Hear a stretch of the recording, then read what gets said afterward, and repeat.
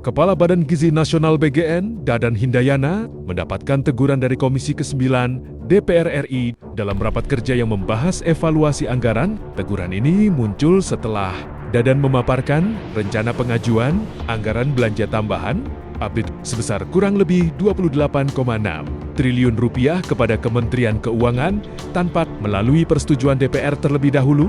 Dalam pemaparannya, Dadan menjelaskan bahwa tambahan anggaran tersebut diperlukan untuk mengoptimalkan program Makan Bergizi Gratis (MBG), termasuk pembangunan satuan pelayanan gizi SPG di daerah terpencil. Ia merinci bahwa dari total anggaran awal sebesar 71 triliun rupiah, penyerapan telah mencapai 61,2%. Namun, seiring dengan bertambahnya jumlah penerima manfaat dan target pembangunan ribuan unit SPG baru, pihak BGN memproyeksikan kekurangan dana yang cukup besar di akhir tahun. Merespons rencana tersebut, pimpinan dan anggota Komisi ke-9 DPR RI segera menginterupsi dan meluruskan mekanisme penganggaran negara. Pihak DPR menegaskan bahwa secara konstitusional, fungsi anggaran berada di tangan legislatif. Oleh karena itu, Badan Gizi Nasional seharusnya meminta persetujuan dari Komisi ke-9 sebagai mitra kerja sebelum berkoordinasi lebih lanjut dengan Kementerian Keuangan. DPR menyayangkan tim birokrasi di BGN yang dianggap kurang memahami alur administrasi negara. Mengingat pentingnya persetujuan komisi terkait agar pengajuan tersebut tidak ditolak oleh bendahara negara. Menanggapi teguran tersebut, Dadan Hindayana menerima masukan dari Dewan dan menyatakan akan segera bersurat secara resmi kepada Komisi ke-9 untuk menjadwalkan rapat pembahasan penambahan anggaran agar target program MBG dapat tetap tercapai tepat waktu. Hari ini penyerapan kita sudah 43,4 triliun. Ya, dari 71 triliun itu sudah mencakup 61,2%.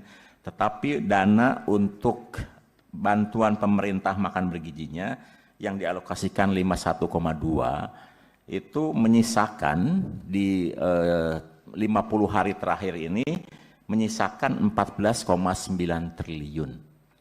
Dan menurut proyeksi kami, di 50 hari terakhir ini, kami akan menyerap kurang lebih atau membutuhkan 29,5 triliun karena setiap hari SPPG kami bertambah, setiap hari penerima manfaat kami bertambah.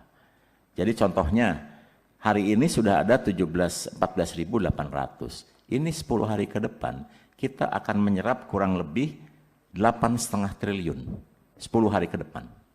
Nanti di pertengahan Desember, karena akhir November, ya kami yakin SPG kami akan ada 17.000 sampai 18.000, di pertengahan Desember pertama kita akan serap 10 triliun.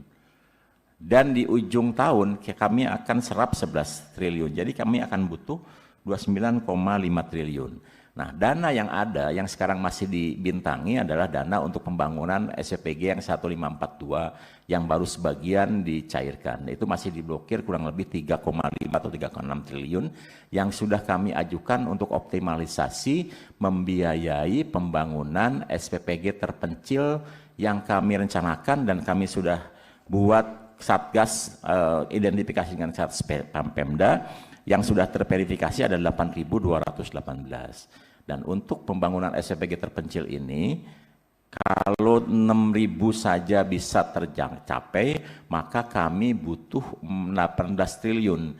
Nah, 18 triliun dikurangi dengan dana yang dibintangi itu kami akan membutuhkan tambahan 14,1 triliun. Sehingga total ABT yang kami akan ajukan minggu ini ke Kementerian Keuangan, itu kurang lebih 28,6 triliun. Nanti setelah disetujui oleh Kementerian Keuangan, termasuk optimalisasi serapan-serapan yang tidak optimal, kami akan lapor ke Komisi 9, mungkin akan ada rapat persetujuan terkait dengan itu.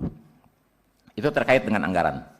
Jadi kami sudah koordinasi dan Kementerian Keuangan memberikan waktu yang sangat pendek, hanya 2 hari untuk melakukan optimalisasi serapan anggaran yang kurang dan juga tambahan yang dibutuhkan. Nah, kemudian terkait dengan kuota minus, ini Bapak Ibu sekalian perlu diketahui bahwa hitungan kuota yang ada di tabel ini masih penerima manfaat 3.500. Izin Pak. Ya. Ini yang perlu kita luruskan. Sebenarnya sebelum minta ke Kemenkyu Pak, ke kita dulu Pak. Sebelum minta ke Kemenkyu, ke kita dulu.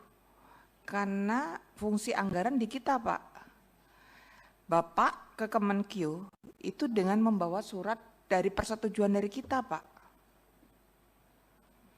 Jadi contoh, kapan itu dari kementerian apa ya? Kementerian Kemenaker. Kita itu sampai mendadak rapat ketika reses, Pak. Sama Kemenkes itu kita mendadak reses itu kita agendakan rapat karena saat itu hari terakhir sebelum mereka mengajukan ke Kemenkyu, Pak. Jadi harus ke kita dulu, Pak. Nah, ini kayaknya Pak Dadang harus ada dari tim yang tahu betul proses seperti ini, Pak. Ini harus ke kita dulu, Pak. Harusnya kalau Bapak mau mengajukan ini, hari ini bisa Bapak bilang ke tim kita bahwa salah satu agendanya adalah pengajuan persetujuan penambahan anggaran. Begitu. Mekanismenya seperti itu, pengajuan penambahan anggaran di sini, baru dari sini kita sepakati baru ke Kemenkyu, Pak. Begitu Pak, jadi bukan kebalik Pak. Bukan kita hanya bagian menyetujui baru ke nanti dari Kemenkyu pasti akan akan ditanya ke sini Pak. Begitu Pak Dadan.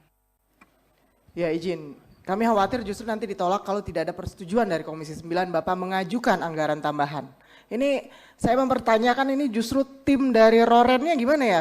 Nggak mengerti pembahasan mekanisme anggaran negara nih kayaknya nih. Gitu loh. Jadi harusnya minta persetujuan dulu dari kami, baru Bapak mengajukan ke Kementerian Keuangan begitu. Itu alur yang benar, harusnya seperti itu Pak. Jadi ya mungkin aja asal disepakati oleh Bapak Ibu anggota, kalau memang hari ini Bapak mau nyatakan meminta persetujuan kepada Komisi 9, mungkin bisa kami buatkan kesimpulannya seperti itu. Tapi tentu saya harus membahas dulu dengan Bapak Ibu anggota. Tidak bisa karena di surat undangan. Judul agendanya berbeda. Agendanya tidak ada. Kita agenda untuk membahas soal ini karena itu harus ada agendanya dan juga selaras dengan kesimpulannya. Baik, kalau gitu nanti kami ajukan permintaan untuk pengajuan.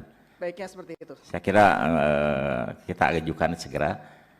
Sepulang dari sini kita menulis surat ke Komisi 9 untuk pengajuan anggaran. Agar minggu ini kita juga bisa membahas terkait dengan itu.